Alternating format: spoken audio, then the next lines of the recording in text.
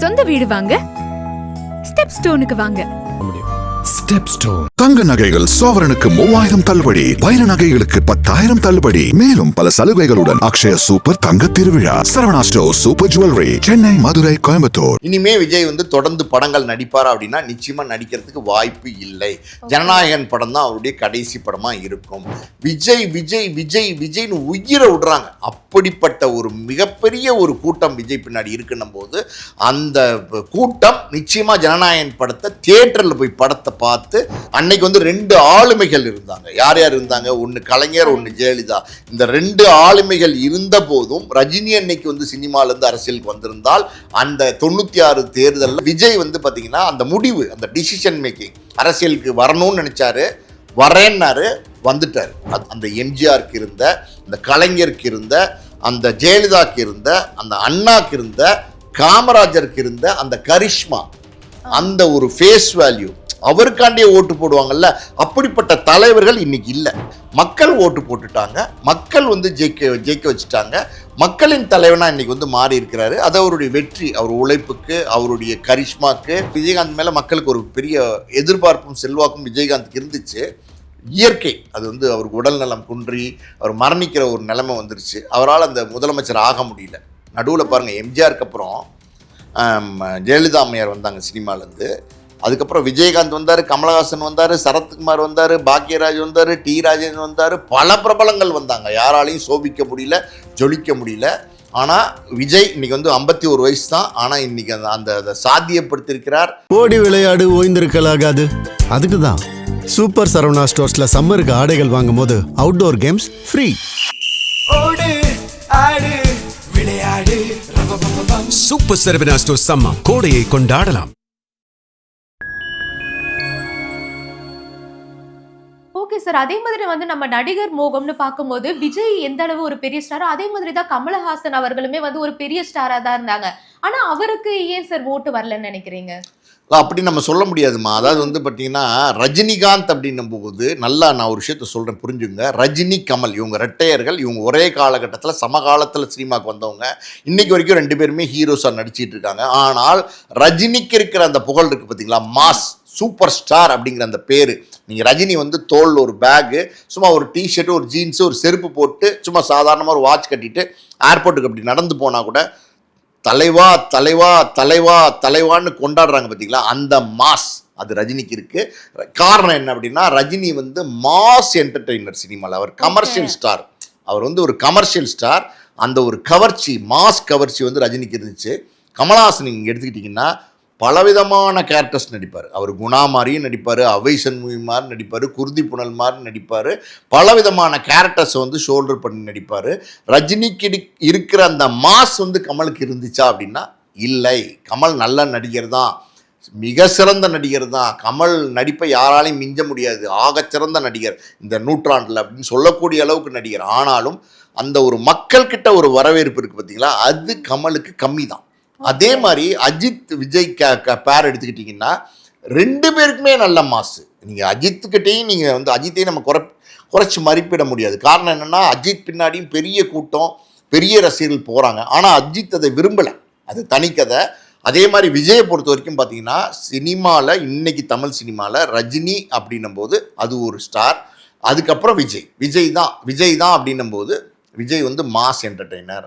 அவருடைய ஆட்டம், பாட்டம், கொண்டாட்டம், punch dialogue, நடந்து வர்றது, லுக்கு, வாக்கு, ஸ்டைல் எல்லாமே மக்களுக்கு பிடிச்சிருக்கு. நான் மறுபடியும் சொல்லக்கூடிய விஷயம் என்னென்னா, அந்த கமர்ஷியல் வேல்யூ உள்ள மக்களால் கொண்டாடப்படுற அந்த ஸ்டார் வேல்யூ அது விஜய்க்கு இருந்தது.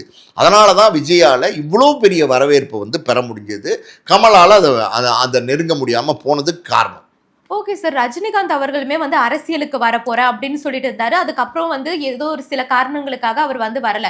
ஸோ ரஜினிகாந்த் சார் எலெக்ஷன்ல நின்றுதான் அவருக்குமே தாவேகா தலைவர் விஜய்க்கு கிடைச்ச ஆதரவு அவருக்குமே கிடைச்சிருக்குமா? நிச்சயமாமா 96ல் ரஜினிக்கு மிகப்பெரிய ஒரு வரவேற்பு இருந்துச்சுமா, அதில் மாட்டுக்கிறதே கிடையாது. 96ல் ரஜினி அரசியலுக்கு வரணும், வருவாருன்னு பெரிய பெரிய அளவில் எதிர்பார்ப்பு இருந்துச்சு. தமிழ்நாடு மக்கள், ரஜினி ரசிகர்கள், அன்னைக்கு இருந்த கட்சி தலைவர்கள் எல்லாருமே வந்து ரஜினிக்கு வந்து ஒரு பெரிய செல்வாக்கு இருக்குன்னு நினச்சாங்க.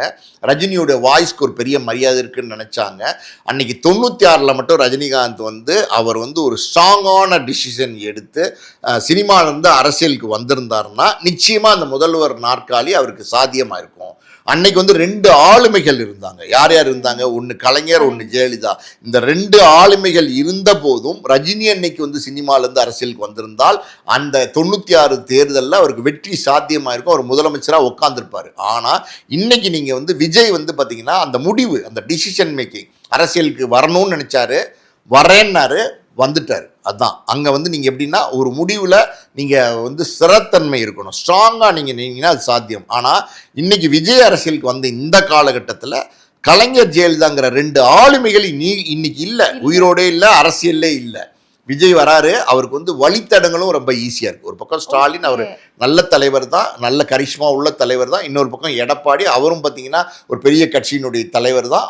இருந்தாலும் அந்த எம்ஜிஆருக்கு இருந்த, அந்த கலைஞருக்கு இருந்த, அந்த ஜெயலலிதாக்கு இருந்த, அந்த அண்ணாக்கு இருந்த, காமராஜருக்கு இருந்த அந்த கரிஷ்மா, அந்த ஒரு ஃபேஸ் வேல்யூ, அவருக்காண்டியே ஓட்டு போடுவாங்கல்ல, அப்படிப்பட்ட தலைவர்கள் இன்னைக்கு இல்லை.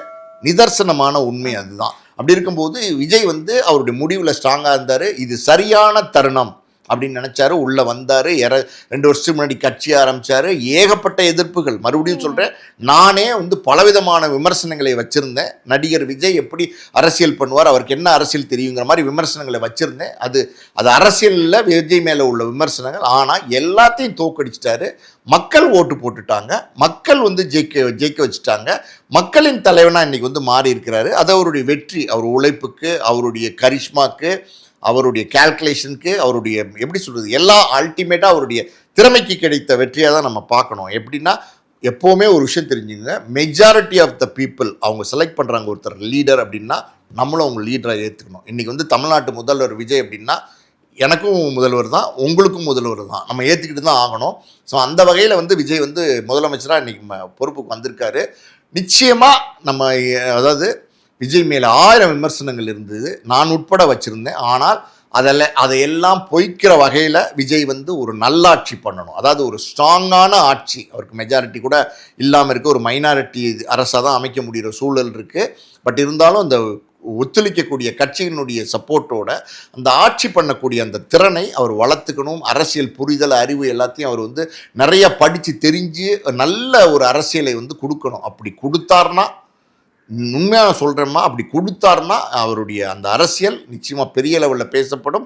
தொடர்ந்து அரசியலில் ஒரு மிகப்பெரிய ஆளுமையாக வந்து விஜய் நிற்பார். விஜயகாந்த் வந்தார்ல, விஜயகாந்த் வந்தப்போ பெரிய வரவேற்பு இருந்தது. ஆனால் என்ன ஆகிப்போச்சுன்னா, அவர் வந்து வழக்கமாக வந்து கூட்டணி அது இதுன்னு போக ஆரம்பிச்சார் ஒரு ஸ்டேஜுக்கு மேலே.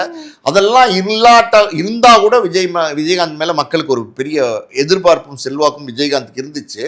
இயற்கை அது வந்து அவருக்கு உடல் நலம் குன்றி அவர் மரணிக்கிற ஒரு நிலைமை வந்துருச்சு. அவரால் அந்த முதலமைச்சர் ஆக முடியல. நடுவில் பாருங்கள், எம்ஜிஆருக்கு அப்புறம் ஜெயலலிதா அம்மையார் வந்தாங்க சினிமாலேருந்து. அதுக்கப்புறம் விஜயகாந்த் வந்தார், கமலஹாசன் வந்தார், சரத்குமார் வந்தார், பாக்யராஜ் வந்தார், டி ராஜேந்திரன் வந்தார், பல பிரபலங்கள் வந்தாங்க. யாராலையும் சோபிக்க முடியல, ஜொலிக்க முடியல. ஆனால் விஜய் இன்றைக்கி வந்து 51 வயசு தான். ஆனால் இன்றைக்கி அதை சாத்தியப்படுத்தியிருக்கிறார், அதை லட்சியத்தை அடைஞ்சு காட்டியிருக்கிறார். இன்றைக்கி நாடே திரும்பி பார்க்கக்கூடிய ஒரு தலைவனாக வந்து நிற்கிறார். அதுதான் மறுபடியும் நம்ம சொல்லக்கூடிய விஷயம் என்னென்னா, அரசியல் மக்கள் அவரை நம்பி ஓட்டு போட்டிருக்காங்க. மக்கள் வந்து பெரிய எதிர்பார்ப்பு விஜய்கிட்ட வச்சுருக்காங்க, எதிர்பார்க்குறாங்க. விஜய் நமக்கு எதாவது செய்வார், நம்ம விஜயன்னா எதாவது செய்வார், நம்ம தலைவர் ஏதாவது செய்வார், நம்ம தளபதி ஏதாவது செய்வார்னு எதிர்பார்க்குறாங்க. அந்த எதிர்பார்ப்பை மக்களுக்கு பூர்த்தி செய்யக்கூடிய ஒரு தலைவனாக, ஒரு நாயகனாக, ஒரு ஒரு ஒரு ஆளுமையான ஒரு லீடராக வந்து அவர் வந்து அரசியல் செய்யணும், மக்களுக்கு நல்லது செய்யணும். செஞ்சார்னா அவருடைய அரசியல் ரொம்ப பிரமாதமா இருக்கும். சினிமால இருந்து அரசியலுக்கு வந்ததுக்கு அப்புறமா தன்னுடைய கடைசி படமா ஜனநாயகனை வந்து அறிவிச்சிருந்தாரு தாவேகா கட்சியுடைய தலைவர் விஜய். அதுக்கப்புறம் வந்து எந்த படமுமே வந்து நான் நடிக்க மாட்டேன் இந்த மாதிரி சொல்லியிருந்தாரு. அந்த சமயத்துலதான் வந்து ஜனநாயகன் படத்துக்குமே நிறைய சிக்கல்கள் வந்துச்சு. அதுக்கப்புறம் வந்து நெட்லயுமே வந்து படம் லீக் ஆயிடுச்சு. இதனால அந்த ப்ரொடக்ஷன் கம்பெனிக்கு வந்து ரொம்பவே லாஸ் ஏற்பட்டது. அது வந்து நம்ம எல்லாருக்குமே தெரியும். ஸோ அந்த லாஸை வந்து சரி செய்யறதுக்காக அதே ப்ரொடக்ஷன் கம்பெனில வந்து தாவேகா தலைவர் விஜய் வந்து நடிக்க போறதா வந்து பேசிட்டு இருந்தாங்க. சோ இப்ப வந்து அவர் திரும்பவும் நடிக்கிறதுக்கு வாய்ப்பு இருக்கா? அப்படி நடிச்சா என்ன ஆகும் சார்? அதாவது வந்து இப்போ இந்த கேள்விக்கு கரெக்டாக நியாயமாக பதில் சொல்லணும் அப்படின்னா, விஜய் வந்து இன்னைக்கு வந்து இந்த தேர்தலில் வெற்றி கண்டுட்டார். இன்னைக்கு வந்து தமிழ்நாடு ஸ்டேட்டினுடைய முதல்வராக இன்னைக்கு வந்து மாறிட்டார். அப்படின்னும்போது அரசியல் தான் இனிமேல் எனக்கு அப்படின்றத ஆல்ரெடி வந்து அவர் கட்சி தொடங்கும் போதே வந்து தெளிவாக சொல்லிட்டார். இனிமே விஜய் வந்து தொடர்ந்து படங்கள் நடிப்பாரா அப்படின்னா நிச்சயமாக நடிக்கிறதுக்கு வாய்ப்பு இல்லை. ஜனநாயகன் படம் தான் அவருடைய கடைசி படமாக இருக்கும். ஜனநாயகன் படம் இதுக்கு முன்னாடியே ஏகப்பட்ட தடைகள் இருந்துக்கிட்டே தான் இருக்குது. இன்னமும் சென்சாரில் வந்து ஜனநாயகன் படத்துக்கு வந்து சென்சார் சர்டிஃபிகேட் கிடைக்கல.